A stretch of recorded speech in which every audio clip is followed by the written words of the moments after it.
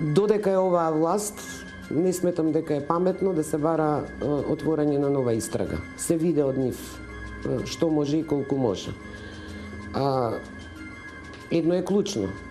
Факт дека оваа власт сакаше на случајот со Никола Младенов загинувањето да му даде третман само на една обична сообраќајна несгода. Кога пладнето на 27 март 2013-та јавноста се шокираше од веста, најголемиот критичар на власта Никола Младенов загина. Ретко кој помисли дека се работи за случајна сообраќајна несреќа.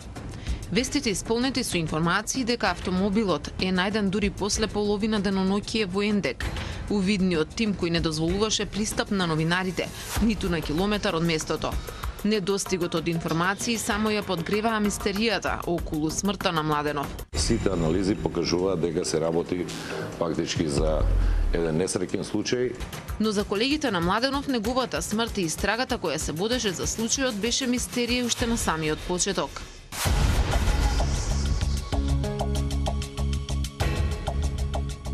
Телото на новинарот излетало од шофершајбната, уште десетина метри во воздух, а последните 5 метри се движело по тлото. Иако се вклучиле воздушните перничиња, немал ремен, па тие не го сопреле. На левото рамо се најдени делови од стакло. Во раката држал цигара, која била скината, но не запалена. Следуваа шпекулации и сомневања. Каде бил Младенов пред да загине? Зошто на опасната кривина влегол со 160 км на час? Каде брзал? Обдукцијата покажала дека нема алкохол во крвта, а тој сепак изгубил контрола. Имало ли некој друг со него во Мерцедесот Е-класа? Имало ли возило кое се движело зад него? Од каде доаѓал и на каде му била крајната цел таа кобна вечер? Покојниот Никола Младенов имал комуникација заклучно со 16 часот и 5 минути. Тоа е неговата последна комуникација. Значи станува збор за мал број на комуникации кои што се остварени на базните станици Капиштец и 2 и Трнодол. После тоа, на овој мобилен телефон нема никаква комуникација. Дека трпи многу притисоци и закани од луѓе кои сакаат да го замолчат, призна и лично Младенов во едно од неговите интервјуа. Тоа се двата начини кои што ги користи секоја авторитарна власт. Значи, првата е физичко пресметување со новинари, а втората е судски закани и реализација на заканите низ високи парични казни. Свиокот каде заврши неговиот живот не е единствениот чувар на мистеријата за загинувањето. Неговите последни зборови се трајно врежани во телефонските транскрипти. Ако откриваат дека се работи за несреќа, ќе дадат одговор на многу неразјаснети прашања. Ако во нив е запечатена вистината за можна ликвидација, тогаш мора да се открие сторителот и делото.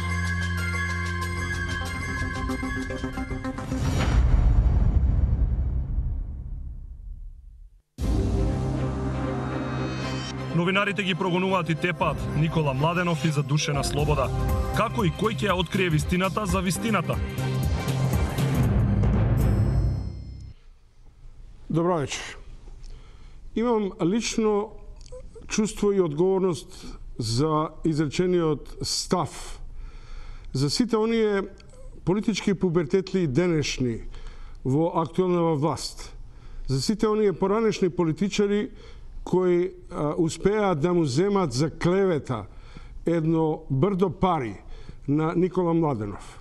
За сите тие што денеска го нарекоа, барем чув, дека е рекетер, лажов, преварант, новинарски манипулант, зол човек. Сакам да ги подсетам дека јас, а веројатно и тие воопшто можеби не чуле за Никола Младенов, зашто не биле родени во моментите кога ја започнуваше македонската демократска пролет со својот млад борец, подосна со Фокус. Тоа е мојот личен став и лична порака. Од тука натаму останувам водител во денешна дебата со моите компетентни колеги и почитувани колеги. Ерол Ризаов, еден од најистакнатите, не велам доајен, најистакнатите новинарски пера, Насер Селмани, председател на ЗНМ и новинар, мојот колега Младен Чадиковски, кој сега работи во Фокус, и Звонко Давидовиќ, еден од првите кој се одважи, адвокат кој се одважи да се сомнева во капацитетите, правните и истражителните капацитети на тогашниот истражен судија. Добро вечер за сите. Ерол Ризалов и Никола Младенов. Која е твојата перцепција? После денешната мина на која нагази, предполагам, оваа политичка гарнитура. Кога имате лоша истрага, со многу пропусти, сомневањата се неминовност. Дури и кога медиумите не би пишувале ништо, јавноста создава своја сторија и создава своји размисли околу една, би рекол, брзо и сфорсирано затварање на истрагата и прогласување ад акта. Сите бевме сведоци на една, би рекол, многу штура, многу непрофесионална истрага за смртта на Младенов, а потоа се појавија многу прашања кои навистина беа логични. Например, сега слушнавме обвинителката дека вика на тој телефон нема разговори. Кој е тој телефон? Го имала ли во рација, го слушала ли? Не слушнавме, не разбравме. Кежаровски откри патарини. 3-4 дена после завршување на истрагата, каде што никој не смееше да пријде. Тие патарини главниот уредник на Нова Македонија заедно со Кежаровски ги предадоа на истрагата. Министерката за внатрешни работи објави дека ништо не добиле. Тоа се работи кои многу лесно може да се проверат. Во секој случај, Никола Младенов беше една личност која не е случајна. Личност која е формирала медиуми, која е основач на вестници, на Дневен вестник, на Неделен вестник, на радиостаница. Во светот, секогаш кога ќе имаме ваква несреќа, каде што нема сведоци, истрагата е во интерес најмногу на власт, да биде до најситен детал се точно напишано и докажано и арбитрирано од вештаци, каде што точно ќе се каже како е загинат, односно како настапила смрт. Адвокат Давидовиќ, под какви услови и околности би можела да се реобнови истрагата, дури и во овие услови во кои сега функционира судството и правосудниот систем? Дали е возможно, како што инаку се сомнева неговата блиска соработничка Јаданка Костова? Возможно е, тоа зависи сега од јавниот обвинител. Јас една друга работа сакам да кажам. Значи, кај јавноста постои перцепција, што е точно, дека истражниот судија не ја завршил својата работа. При примена на тогашниот закон за кривична постапка постоеше една чудна работа, каде што истражниот судија како судија постапува при водење на истрагата по барање на обвинителството. И сето она што обвинителот ќе го побара, он е должен да го спроведе. Во конкретниот случај и обвинителот и истражниот судија не ја завршија својата работа. Ние сме сведоци дека во еден куп предмети судски, токму ситни, мали детали, ова што го рековте, го пресудуваат предметот, ја потврдуваат приказната на обвинителството или на одбраната. И ние имаме квалитетни кримтехничари, квалитетен кадар во МВР кој навистина може да ја сработи работата ако и се дадат под услов, ако и се дадат услов. Точно. Но која е правната кота од која би можела да се почне за обновување на случајот на истражната постапка, па и реобнова на судска на процесот на откривање на вистината? Јавниот обвинител се уште може да постапи по чуен глас. Постојат се уште неразјаснети работи, она што го зборуваме. Немаме, прво не се собрани сите делови од лице место. Не се собрани патарините кои Кежаровски ги најде покасно. Никој не знае, еве, не слушнавме ни денес каде е возилото. Што е со вештачењето на возилото? Све што ставате под килим, еден ден ќе излезе. Тоа се случи сега. Ја не знам кој може да го процени јавниот интерес. Никој нема право да го процени јавниот интерес. Битно истрагата да се спроведе како што треба и јавно да се објават резултати. Ерол, мислиш ли дека Никола Младенов е македонскиот Славко Чарулија, кој, например, после падот на овој режим би можел вистината да се открие дека тоа сепак е екзекуција на тајните служби? Не сакам да шпекулирам, меѓутоа, видите, власта брзо затвори истрагата и сега брзо прифати нова истрага. Тоа нели е прилично индикативно. Значи, во прашање се политички мотиви. Во вториот случај. Значи, брзо припаѓање на истрагата во една ваква ситуација во која сега се наоѓа Македонија, значи да се обнови истрагата. Истрагите може да траат и со години. Имаме ние такви процеси и сега во Македонија по други случаи, каде што има загинато пилоти, загинати луѓе, други на председателот истрагата трае уште денеска не е завршена. Значи, не сакам да бидам фаталист, ама ако тргнам по тоа дека атентатот е неоткриен, Борис е неоткриен, се останува енигма во нашеве. А во првиот случај беше евидентен интересот брзо да се по загинувањето брзо да се затвори. Има и други човечки, морални настани околу загинувањето на Никола Младенов. Затоа малку подобро. Насер, кој беше мотивот ЗНМ и ти да излезеш во јавноста со барање за обнова на постапката за откривање на вистината за несреќен случај, сомневање за убиство, сомневање за самоубиство, за матни сделки и така натаму. Значи, цел комплетна енигми, одеднаш ЗНМ излегува со барање за обнова на случајот. Па знаете, истите дилеми постоја и тогаш, меѓутоа прашањето беше на проценка и во разговор со семејството на Младенов ние се одлучивме тоа да остане така. Меѓутоа сега кога тие гласини дека истрагата е водена на незаконит начин или на непрофесионален начин, сега кога опозицијата излегува со докази дека кое што на некој начин фрла светло дека навистина тоа било така, мислам дека ние како новинарско здружение, не само како новинари, туку и како граѓани на ова општество имаме обврска да бараме да ја дознаеме вистината. Знаете, јавноста прво треба да знае што се случи со Никола Младенов. Јас се согласувам со Ерол дека тој Младенов не е било кој, за мене институција беше Никола Младенов и не заслужи ваков однос од институциите. Ја мислам, без разлика дали Младенов загина во сообраќајна несреќа или е убиен, начинот како се водеше постапката се изврши атентат врз неговото дело. Во време кога Македонија рапидно паѓа на ранг листите за слобода на изразување, да ви загине еден таков новинар и вие на брзина да ја затворите таа постапка, мислам дека е несериозно. Тоа покажува не само за демократскиот капацитет на луѓето кои што ја водат ова држава, него и за несериозноста. Ова е несериозна работа. Адвокат Давидови, само еден момент. Ми се чини дека делува помалку гротескно, што е несвојствено за еден развиен правосуден систем.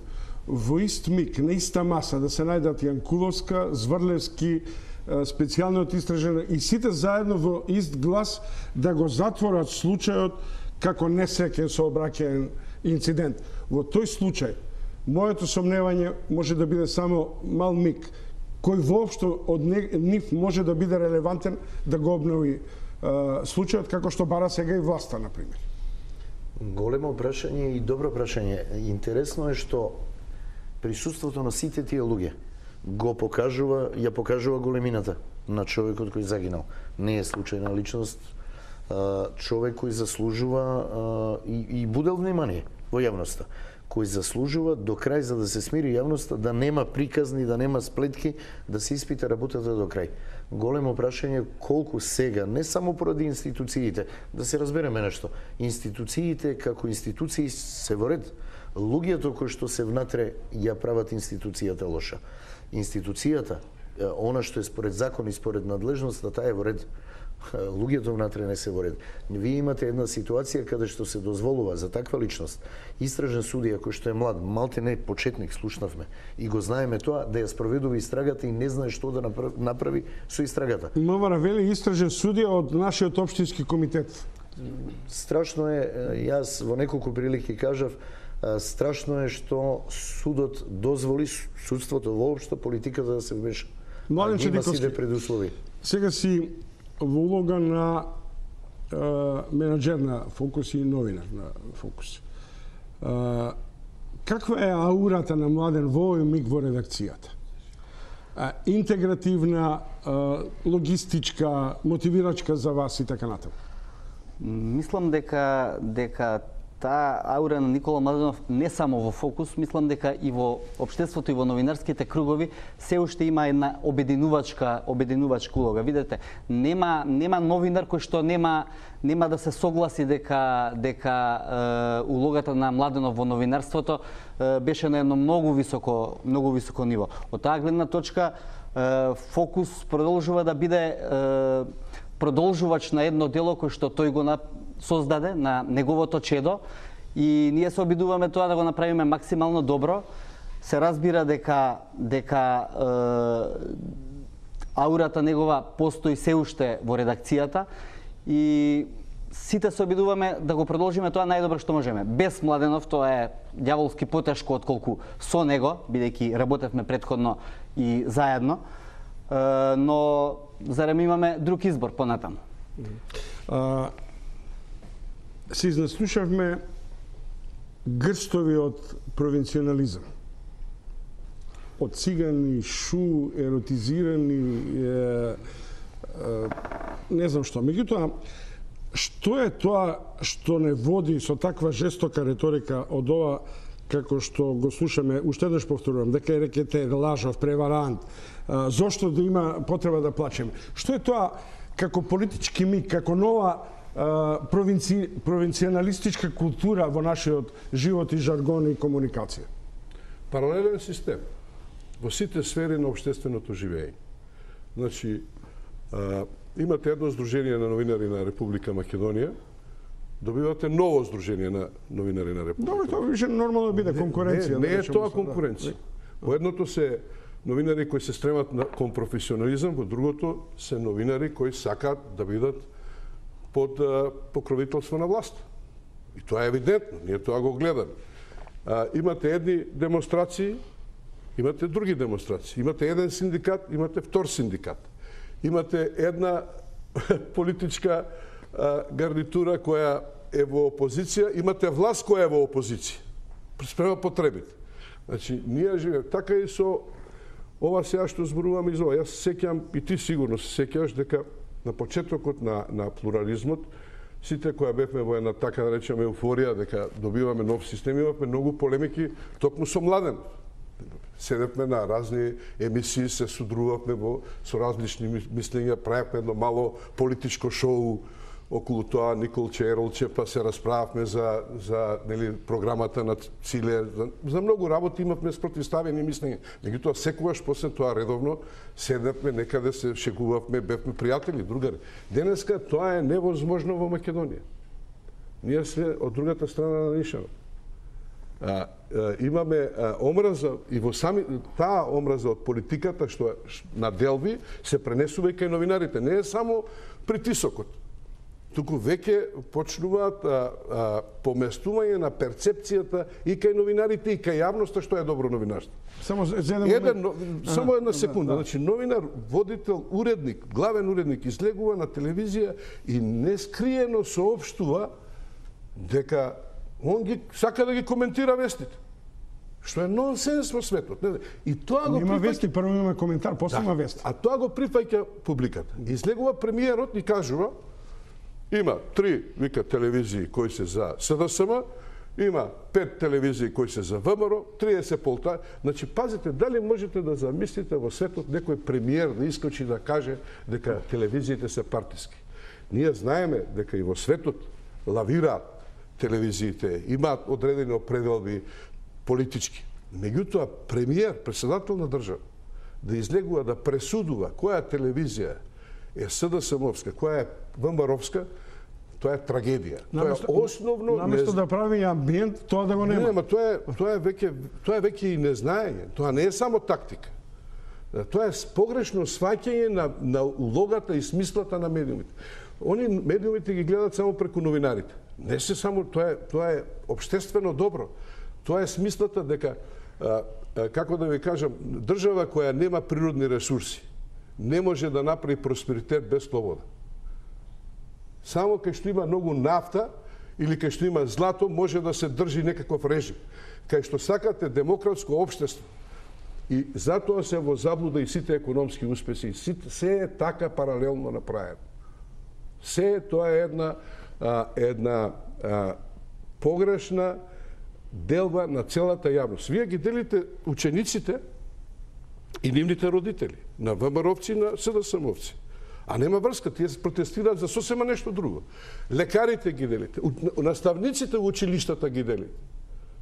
Према тоа имаме апсолутно паралелен погрешен систем во државата на кој функционира. Еве сега ќе имаме најава дека ако има на 17 протести, се спремаат и други протести. Ќе се вратиме на тоа. Да ја завршиме реториката, провинцијализмот. Има ли логика во вакви услови, кога те дискредитираат од старт, да разговараш со аргументи? Мислам, само сакам да ја продолжам тезата. Мислам дека овие луѓе не разбираат што значи демократија. Овие луѓе не разбираат дека во демократија, во центарот на вниманието треба да бидат човековите права и слободи. Дека кога добиваат право да владеат со ова земја, треба да владеат според некој устав. Има закон.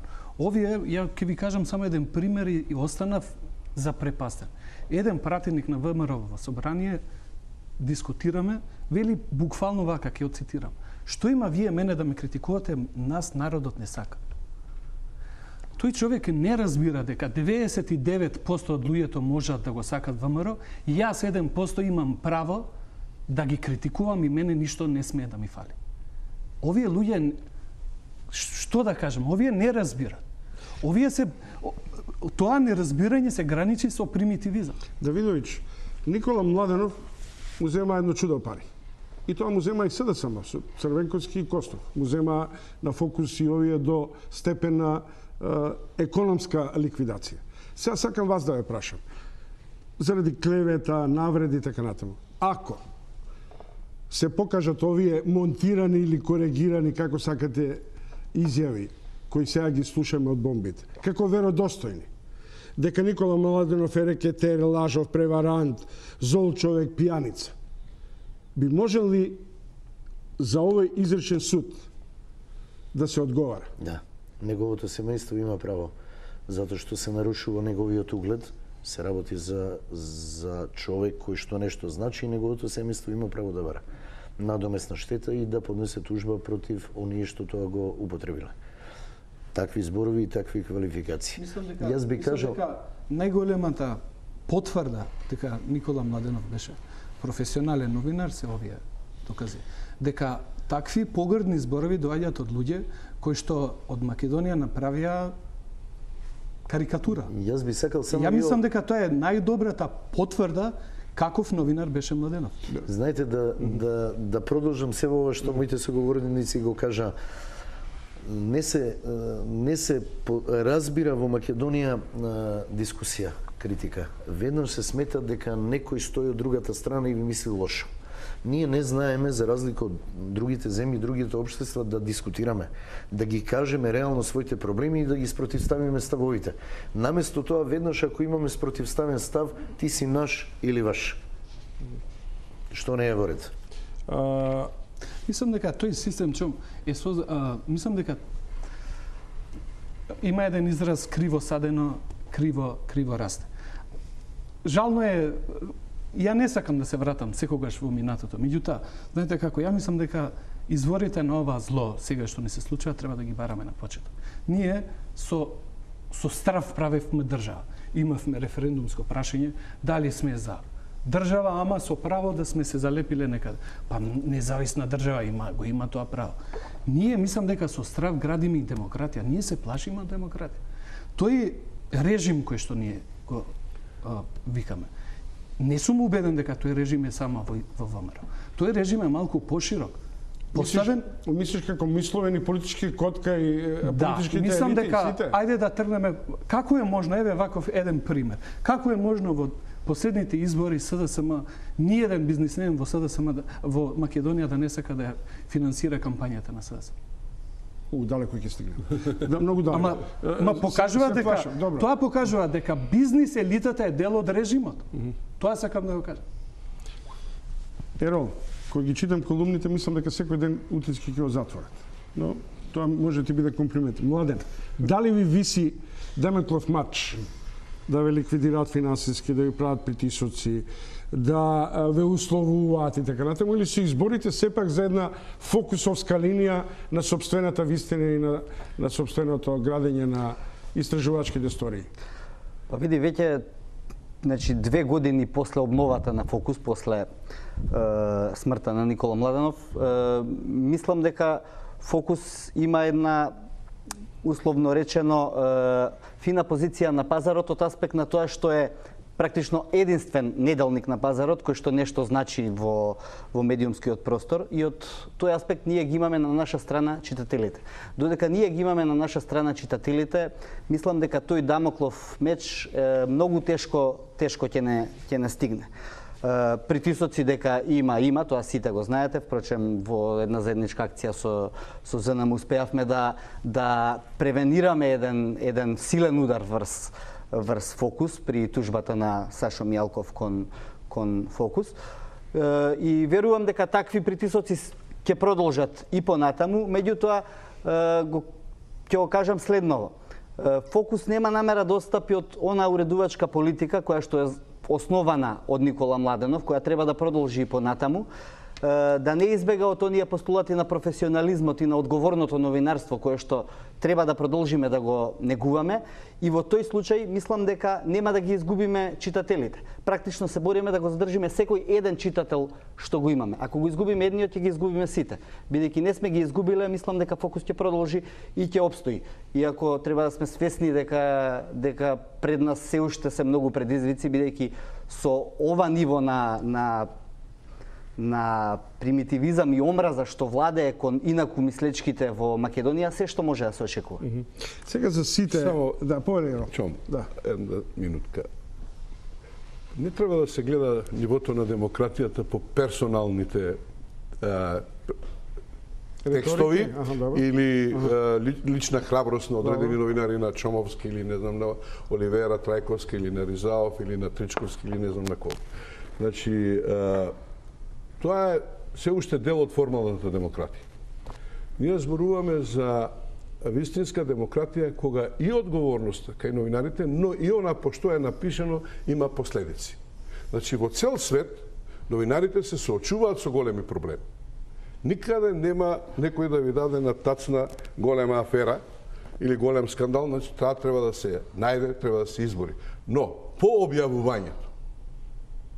објавувањето има процеси.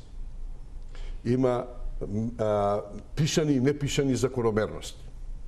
Не можете да одбегнете, вие ако ве фатат во прислушување, да нема никаква одговорност, да има одговорност правна, а ако суди мојот суд. Суд кој е нелегитимен, кој сите го гледаме. Значи, тоа не може да се случи во земјите, дури не со развиена демократија, со пристојна демократија, дури во нашето соседство, ни во Бугарија не може да се случи. Значи, затоа станува веднаш голема реакцијата на јавноста. Јас зборувам за таа демократија. Не зборувам дека некој напишал овај оштар текст и сега види ништо не му фали, па оваа држава има демократија. Не е точно. Тоа е едниот момент. Вториот момент се телевизиите. Ние сме телевизиска држава. Главни медиуми се телевизиите. 80% од луѓето гледаат телевизија. Просечен човек во Македонија гледа 4 сата телевизија. Тоа е страшно. Ние немаме други звезди освен политичките звезди. И тие влијанија до кај допира сигналот се огромни. Дури нормалните телевизии.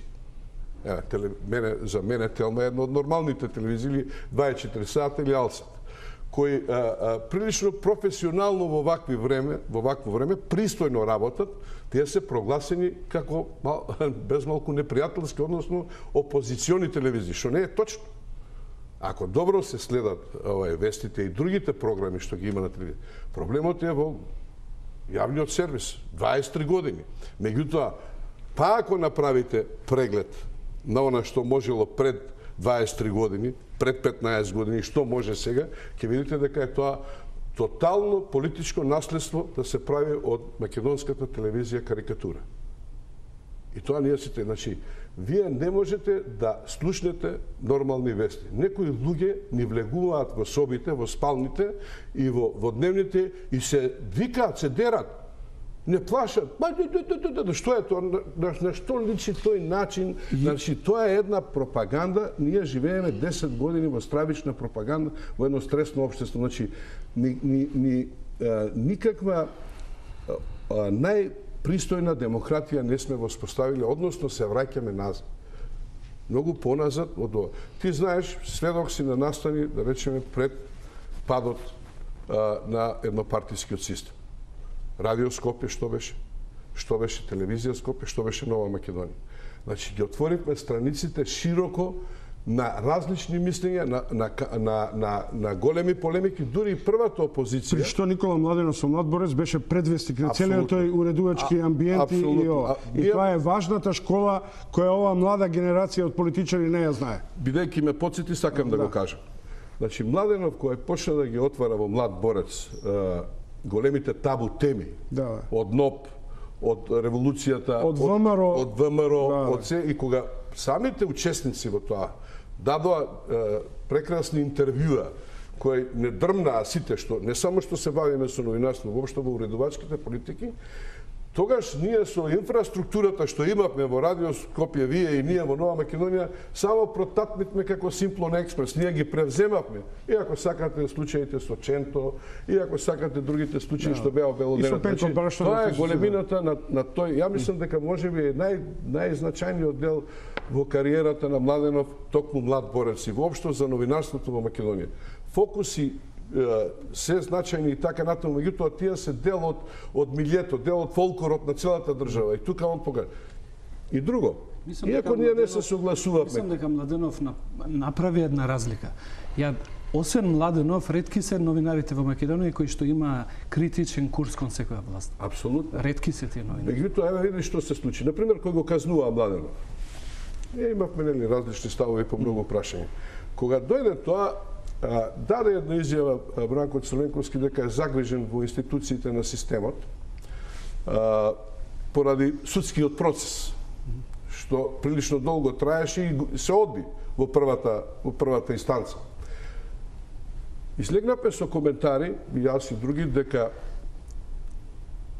не само што се драконски казните во делот не зборувам за суштината на проблемот, на текстот, него зборувам за драконските казни, дека и разочараноста на преседателот е безпредметна, бидејќи тие институции на системот, он е преседател. Таму се поставени личностите од него. И имавме критички став. Значи, не можеше некој да влие и да ни нарачува. Денеска тоа не е можно. Добро. Денеска не е можно во тие медии што се самата тужба на председателот прво. Второ, тоа покажува дека 25 години ние немаме демократски институции. Ние се уште велиме тој суд е нелегитимен. Ние се уште институциите ги негираме. Тоа покажува дека 25 години ние не успеваме да изградиме институции на кои ќе им веруваме, мора да им веруваме на тие. Да, ама треба да се прави разлика. И само една работа. Дали мислите дека ако ние имавме демократски институции, Груевски и неговите другари можеа така лесно да ги преземат тие институции? Насер, го постави прашањето за втората рунда на разговори. Поштовани гледачи, Ерол Ризаов, Зонко Давидович, Младен Чадиковски и Насер Селмани гости во топ тема. Младенов како символ на слободата на мислата и на креативното новинарство, но мислам дека топ тема се и протестите пред владата. Мислам дека во овој момент е нашиот репортер на линија. Николовска, дали се слушаме? Да, чом се слушаме. Што се случува? Се наоѓаме пред собранието на Република Македонија. Значи, од пред владата демонстрантите се упатија пред основното јавно обвинителство за на кај да завршат пред собранието. Овде атмосферата е мирна, за разлика од претходните два вечери. Вечерва луѓето кои што протестираат буквално само им подаруваат стекиња на полицајците кои што го обезбедуваат собранието и ги повикуваат да ги остават штитовите, оружјето и пендресите и да им се приклучат нив. Ги подсетија на нивното заклетва, која што ја давале кога станувале полицајци, дека тие се должни да ги бранат граѓаните на Република Македонија, а не структурите од власта. Интересно е тоа што прозорите на собранието се сите затворени и речиси на сите се спуштени ролетници, што кажува на фактот дека можеби нели се очекувало да има гранада од јајца и други предмети, но за разлика од претходните вечери тоа тука не се случува, туку напротив е мирно и се уште протестот се уште трае.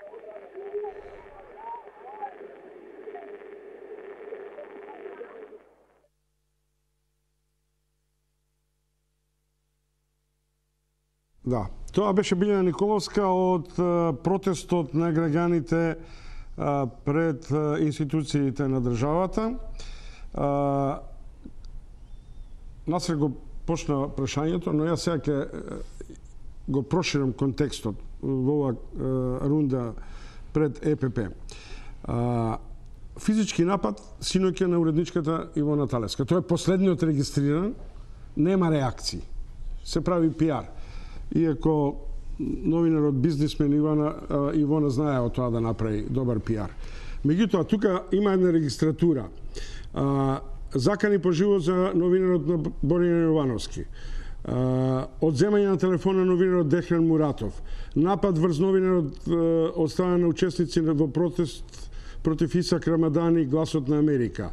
Мери Јордановска Фокус, Марија Митевска, не прифатливо однесување кон новинари од страна на граначалникот на Струга Рамис Мерко. И тоа е се 17 што си ми ги донел. Тоа се нерегистрирани во судските архиви или не се истражени. Тоа се сите инциденти во кои се инволвирани новинари или подобро речено извршено е насилство врз новинари, жртви новинарите се, пријавени се нормално во полицијата, ни еден од нив досега нема судска разрешница. Ние постојано ги следиме. Тие за дел од нив полицијата не ни покренува постапка. Ќе ви кажам за еден пример. Една година полицијата во Струга го чува во фиока предметот против еден што тепаше новинар во Струга и после една година го става на маса, обвинителот го обвива за тоа што е вон рокот. Други кои што се пуштени, уште се вртат во тој лавиринт меѓу МВР, обвинителство, судство. Тоа покажува, знаете како, може да се случи еден инцидент да биде заташкан, заборавен. Ако тоа е систематски однос на институциите кон насилството врз новинарите, тоа значи дека институциите го одобруваат насилството врз новинарите. Тоа покажува односот на институциите кон медиумите. Чадиковски Ризалов, јас лично чувствувам дека доаѓа една млада генерација, да не ги спомнувам поименечно, и што е најважно, тоа се новинарки, иако новинарите се новинари машки рота, мислам дека тие ја презедува улогата на исклучително минуциозно истражувачки екипи. Дали е тоа перспективата на македонското новинарство, откако ја и ти ќе се заминеме да пишуваме мемуари? Мемуари ја не пишам. Мислам дека, да, професијата станува женска и тоа е светски тренд. Меѓутоа, за добро истражувачко новинарство, кое се пројавува во Македонија, постои и има добри истории, поголем проблем е нивното објавување. Тешко можете да ги најдете. Значи, најекспонираните медиуми тоа не го зимаат во предвид. Тоа може да го најдете на некои портали, на некој Facebook, на некои страници. Фокус, се да се реке. Да, и во некој, да, во Фокус се објавува. Утрински вестник нешто објавува и така натаму. Меѓутоа, пак е проблемот во демократијата.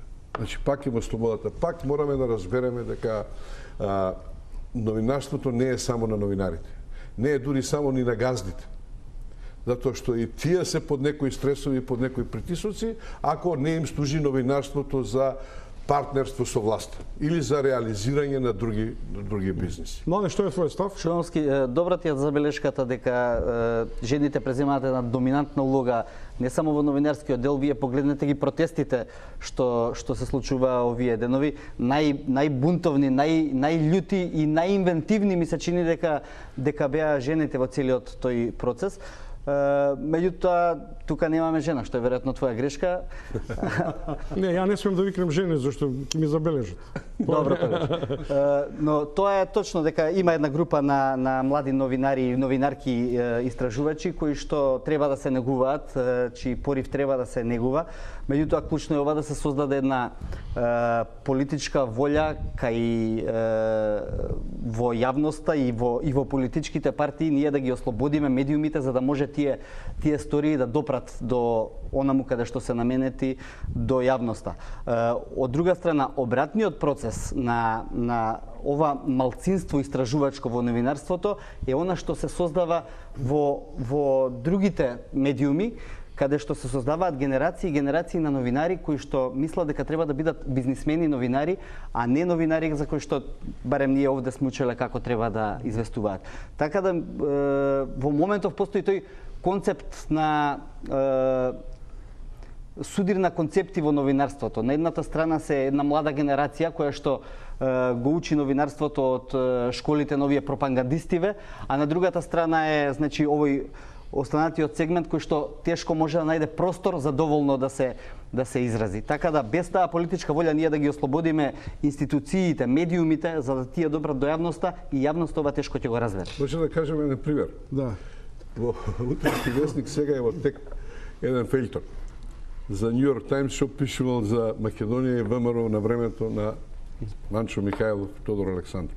Тероризам, аристократија. Не, тоа не сакам сега да го расправаме. Меѓутоа, ревностноста на новинарите пред 100 години, да не речем, 50, 60, 80 години, 90, да истражуваат, да одат по Пирин планина, да одат по македонските градови, по македонските села, да разговараат со луѓе, да разговараат со учесници. И сето тоа да го објават. Значи, ние денеска сме многу помалку присутни во светскиот вкупен печат, отколку што сме биле пред 100 години присутни во Нью Йорк Таймс. Тоа е истражување. Како можеме ние да имаме истражувачко новинарство кога се случува несреќа на иминентен новинар и ние така се однесуваме со истрагата за вистината. Тоа е истражувачко новинарство. Ако сакаме идеални услови, нема идеални услови. Кој е амбиентот? Не, видите луѓе. Немојте да градиме во демократска земја луѓето имаат право да го кажат тоа и не смее да имаат последици во Македонија.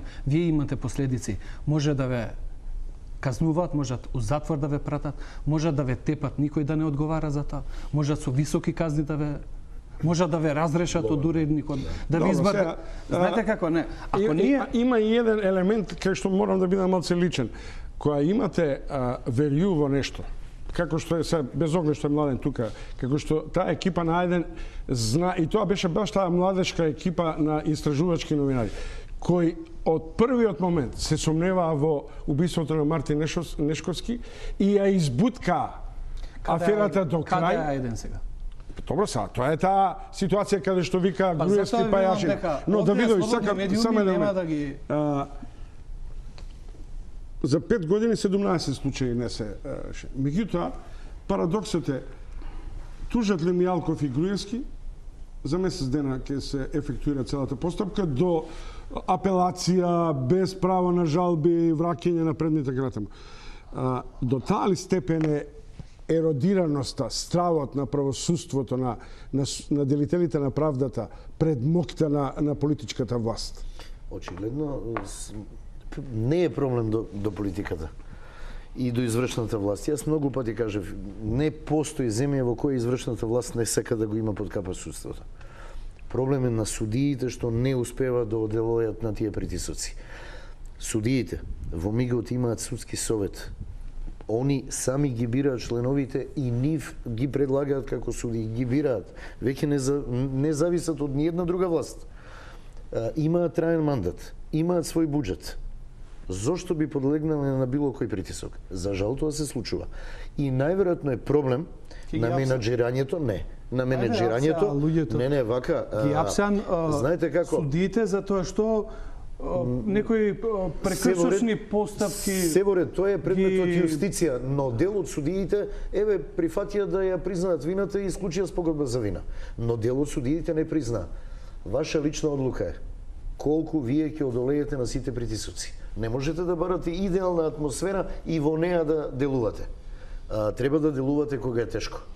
Поштувани гледачи, Видите, тоа следите топ треба тема да го во која прават. гости се Ерол Ризалов, Младен Чадиковски, Звонко Давидовиќ и Насер Селмани. ЕПП и се враќаме со темата дали новинарите ја бијат битката во име на интелектуалците, бизнисмените, универзитетските професори, ВМРО-вците кои молчат пред стравот и политичките закани.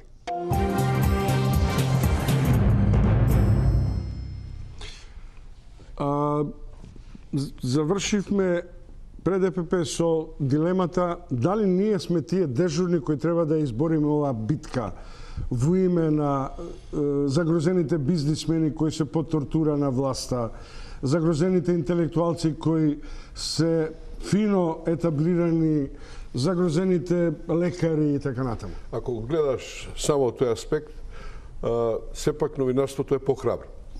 Значи, имаме ние поклоници на власта, апологети, но имаме и новинари кои прилично храбро излегуваат на јавната сцена и ги соопштуваат своите ставови и погледи и создаваат одреден амбиент.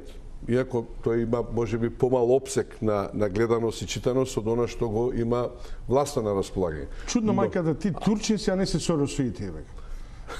За сите има се соросоиди сме или сме вака шпиуни и така натаму. Турците по автоматизам се соросоиди. Ја имам таква среќа во животот да не мора никому да припаѓа. Добро, извини, право дигресија. Значи, ако гледате другиот дел на јавната сцена, интелектуалните елити, академиците, професурата и така натаму, тој глас во последно време е посилен, но еден долг период имаше прилично загадочен, би рекол, молк. И не беше тоа само страв, тука имаше една ефтина корумпираност. Власта преку своите механизми успеа да обезбеди во традиционалните средини кои се секојаш противставени на власта, односно на злоупотребите на власта. Тоа се театрите, кај писателите, кај академиците, секојаш еден позитивен, би го нарекол, убав отпор кон политиката, една иронија кон управувањето со земјата на комунистичка елита на Илиндеска стргуваше од Анте Поповски, од Гане Тодоровски, од Јоле групата и така натаму, нели? Тоа беа практично тие, да ги речем, паралелни институции на системот во тоа време. Петра М. Андреевски. А сега се сосема поинакви паралелните институции во спрега со политиката. Ние тоа ослободување на интелектуалната енергија се уште во Македонија не е на ниво на која би требало да биде. Таа е едната работа. Тоа е едниот вториот дел. Замената на тоа е она што во едно долго интервју со Милан Кучан, кога Словенија веќе влезе во Европската унија и во НАТО, а он беше поранешен председател, формира една своја група во Словенија, која главна задача беше да се направи амбиент, односно пресметка со примитивизмот и провинционализмот. Во Словенија, пазите, најнапредната, најкултурната, да речем така, културно условно република во Македонија. Јас кој го прашав, аман со тоа више примитивизам и провинционализам, што ќе правите сега откако ќе влезете? Па тоа е, вика. Тоа е најголемата опасност. Затоа што на широките слоеви во еднопартискиот систем не им беа достапни медиумите на сите луѓе. Значи, тоа беше една практично узурпација на медиумскиот простор и многу луѓе немаа пристап, беа проскрибирани. Меѓутоа, во демократскиот систем, што вика Жижек, сите бербатлаци испаднаа на површина и дојде до страшен наплив на провинционализмот. Денеска, извини, денеска имате на телевизиите типични шарлатани. кои зборуваат за историја, за минато, за наука, зборуваат за политика, и тоа се подгрева. И сите се експерти, особено од Јужен тек, па ќе стигна до... Па која е опасност од Америка, која е опасност како Обама, божем, секој ден заседава што ќе прави со Македонија, Меркел како ќе се... Значи, тоа се... Ама тоа е се во служба некоја за да се направи опасност. Дали чувствуваш дека ја имаме улогата или ни е одземена улогата да бидеме аниматори на една нова слободомислечка атмосфера во Македонија? Да не биде нескромно, ние сме меѓу единствените аниматори на тоа слободно мислење во Македонија, иако во последно време, како што забележи Ерол, се забележува охрабрување во останатите сфери од општественото живење. Не знам, професори, имате глумци, имате сијасет на луѓе од различни дејности што искачаат и цело време она што го чувствувале со години, што сака да го кажат, сега некако им се олеснува душата затоа што се ослободи малку просторот. Мислам дека тука и бомбите одигра една значајна улога за да се охрабри овој сегмент, иако да кажеме, да си признаеме дека и претходно имаше примери, например, тројца професори штрajkуваа со глад пред една година, например, кога уште не можеше да се помисли дека такво нешто може да се случи. Значи, примери постојано има, тешко излегуваат. Во моментов мислам дека новинарите се еден од стожерните елементи на таа мисла која што треба да продолжи да се продуцира, иако со ограничувачки карактер, бидејќи не ни се достапни онака како што треба сите медиуми, сите порти кои што треба да ни бидат достапни. Меѓутоа, процесот е добар. Значи, имаме нагорна линија, имаме нагорно движење. До каде ќе оди, како ќе оди, пак зависи од нас, меѓутоа сега веќе не зависи толку од нас, сега зависи од овие другиве што велиме дека треба да се охрабрат и да си окажат своето. Бидејќи ние сами нашето тука некаде ќе ги исцрпиме нашите можности ако не ја добиеме поддршката од другата страна. Во еден период бев фрустриран. Работни успеси на владата, реформи у медицина, реформи у економија, странски инвестиции, се добро, само новинарите сакан, по-лоши не може да бидат. Се менува ли тој амбиент? Кажа Груевски, голема слобода имаме сега. Не, голема, вика, а добар што си имаш изгледа на оваа телевизија, вика, во фудбал сме на 105-то место во светот, сите не тепат, нели? А во новинарството на 125-то место, ама имаме голема слобода. Мислам дека вака како што ја терат работата, ние не може да излеземе од ова ситуација. Ја имав можност со нив една година да се видам, да разговарам и малку да ги познам. Тие луѓе не може да владеат со слободни медиуми. Ја ве уверувам. Тој ден кога во Македонија ќе има слободни медиуми, тие треба да си одат. Затоа што имаат проблем нивната неспособност, нивната неодговорност да ја покријат. Ќе им излезе во јавност и нема да знаат како тоа да го покријат. Зошто Чомовски имаат потреба да ги контролираат медиумите. Ја во лице сум им кажал: "Абе луѓе, ако толку сте добри, ако толку се грижите за овој народ, што се плашите од медиумите? Пуштете ги. Нека ви критикуваат." Знаете што им викам? На времето, сега веќе немам. Па викам, ако некој ве критикува неосновано, па тој сам се бламира. Зошто вие се грижите? Во суштина било обратно. Ти имале тешки злоупотреби внатре. Јас го знаев тоа. Само власт, нетранспарентна власт, која што има проблем, има ендек во она што декларативно го кажува. И тоа што го работи има потреба да контролира медиуми.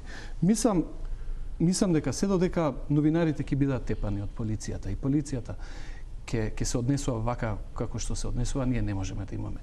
Се додека владата со јавни пари, со наши пари, ги купува медиумите за да ни го перат нашиот мозок, да ни кажува колку сме ние лоши, зло луѓе, колку тие добро работат за нас, а ние сме пак неблагодарни.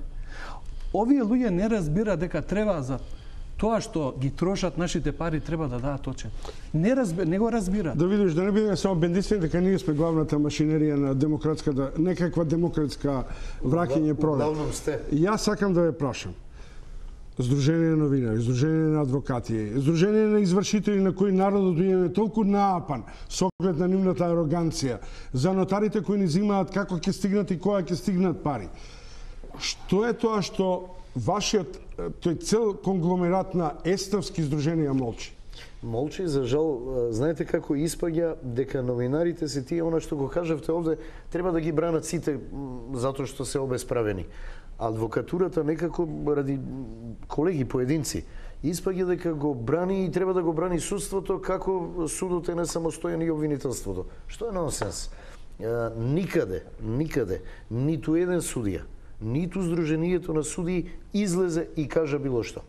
Ма било што во врска со својата положба и со ситуацијата. Дојде кај мене паталец. 14 години не може да оствари право од денационализација. Погледнете му перцепцијата, за тоа сакам да ја кажам. Вика, на крај земав и адвокат, ВМРО-вец, вика. И со тоа не успевам, сега условно да кажам. Тоа ли е легитимацијата за успех? Таа партиска легитимација? Не сме да биде, за жал, перцепцијата кај луѓето е таква, али никако да разберат судиите дека навистина народот, луѓето ги посматраат така. Добро, поштувани гледачи, од Младенов демократија се враќаме на актуелниот миг. Дали ова цел конгломерат на политички и правни дилеми, како да дојде до разврска, од вас почнувам, што е поддоминантно, правна или политичка, или паралелна? Јас за политиката не можам да зборувам.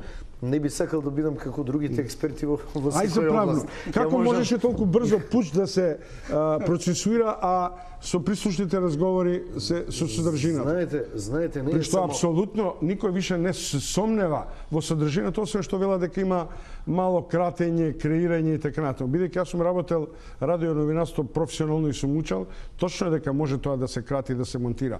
Но не може да се креира таква реченица во која ќе се додадат плюс од овие рекет, лажов, преварант и така натаму. Што значи дека веродостојноста не е спорна.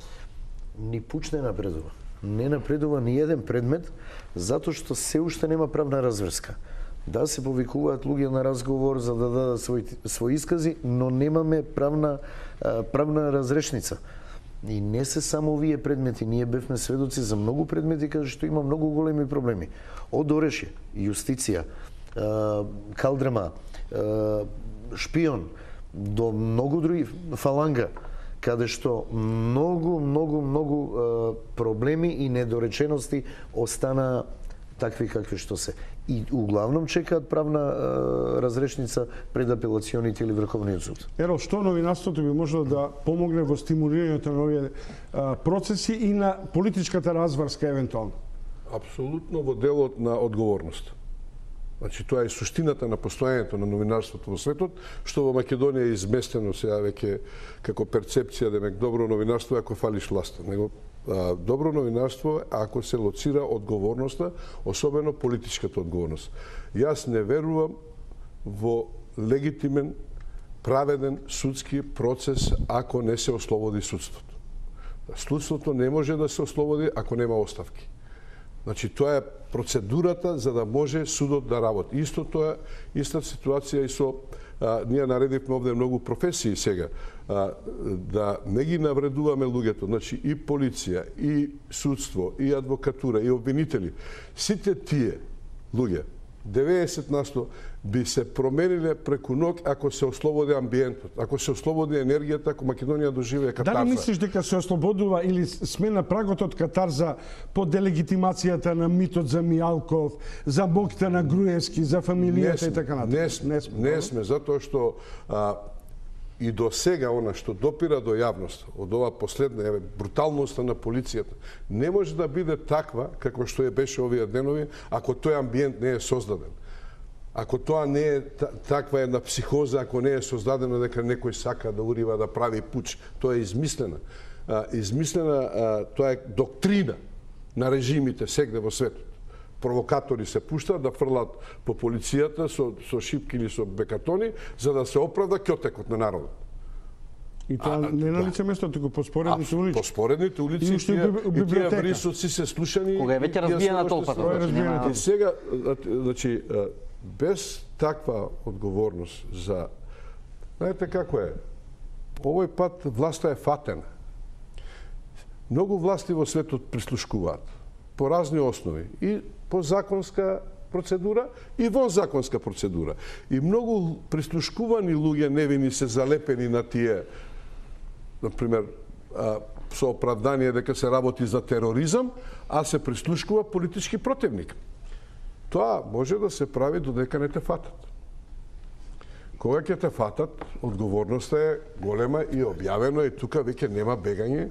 Треба, не сме премиерот и групата околу него да ја држи Македонија како заложник заради својата власт и заради својот страх од последиците што ќе биде после падот. Само бидејќи ме влечеш на овие меѓународни стандарди на прислушувањето, со оглед на фактот дека лесно ги изгладија Обама и Меркел меѓудржавните односи, да не се случи Заев и Груевски да се договорат, а ние да цицаме прсти. Во политиката може се да се случи. Меѓутоа, треба да се прават разлики, бидејќи и кај нас некритички се пренесуваат со состојбите во светот. Ние, ако имаме таму индустријска шпионажа, е една работа, ако имаме прислушкување на политички противници е друга работа, или прислушкување на своите луѓе за да бидам јас сигурен на престолот. Тоа се веќе сосема различни работи. Например, републиканците не скокна кога се дозна дека е прислушувана Меркел, да го фатат за гуша Обама, дека срам да тие сте прислушкувале. Значи, тоа прислушкување имаат консензус. Ние за надвор од Америка ќе ги штитиме нашите интереси. Она што не смеат да го прават и не го прават, и мислам дека, пошто имат таков консензус, не смеат таа апаратура да ја искориста за она што го викаат. Меѓу себе... Видите, можда до сега во Европа, после војната, не е фатена служба која слушала 20.000 луѓе. Можда постои, ние не знаеме. Меѓу такво откритие нема. И секогаш кога зборуваме за одговорност во овој случај, прво се тргнува како, еве, ако сте вие премиер на Македонија или председател на државата, ако ја сваќате правилно демократијата, ќе тргнете од себе како може јас, како врховен командант на вооружените сили, како човек најодговорен за безбедноста на Македонија, да не знам 4,5 години дека моите граѓани некој ги слуша. Не е важно кој, некој ги слуша.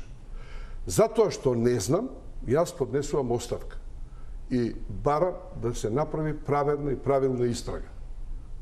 Да, ама НСА следи 3 милиарди комуникации во светот, вклучувајќи и нашите например. Вили Бранд е една од клучните фигури политички на Европа. И имаше шпион во својот кабинет. Истиот ден кој се откри дека тој човекот поднесе оставка. Ама мораме тоа да го гајме.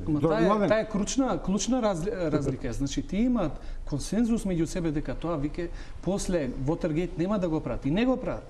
Тоа што го прават за другите надвор од Америка, таа е светска сила. Ако тоа не го прави некој друг, ќе го прави. Тоа веќе па и ние сме Ама верувате дека тоа се прави со судски одлуки? Ама и ние сме светска сила со античката историја, така што тоа не е допуштено. Младен, што мислиш за овој опсек на разврска во која новинарството би требало да стимулира или само да следи и да наблюдува?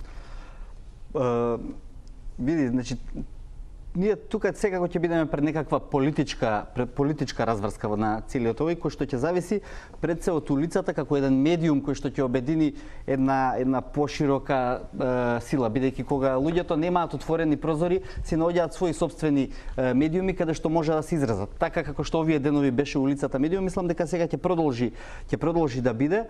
А новинарството во оваа улога ќе биде само потсетник на она што го рече Ерол, одговорноста да ја алоцираме и повторуваме.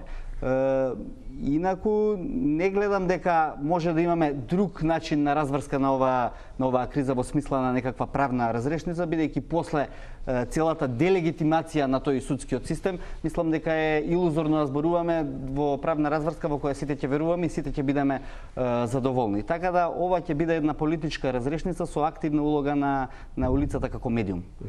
Тенка е границата кај новинарите кога сакаат да креираат политика или да го отворат проблемот.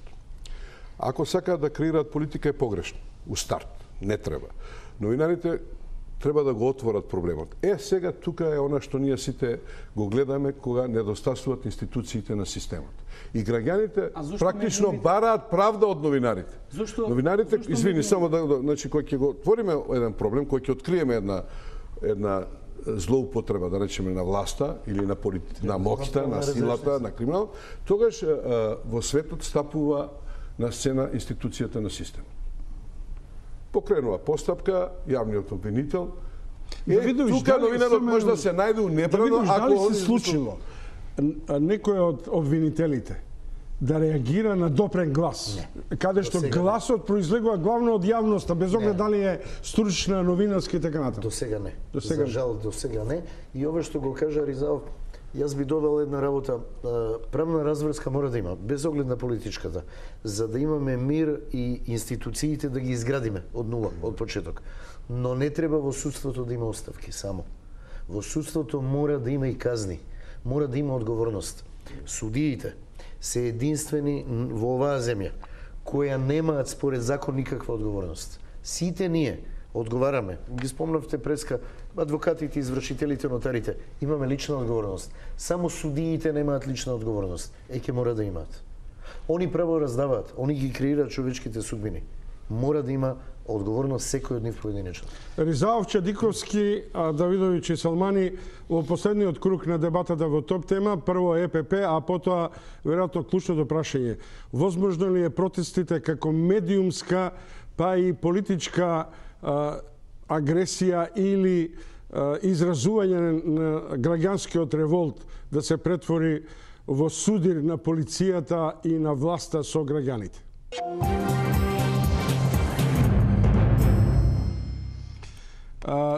И вечерва протести на граѓаните поради и полициската бруталност и пред се поради обновувањето на вистината за убиството на Мартин Нешковски. Дали тоа навестување на разврска или кулминација на можниот судир во кој, например, така речените специјалци на Мијалков би биле брана во одбрана на власта пред налетот на граѓаните и оние што треба да дојдат на собирот на 17 мај од Заев.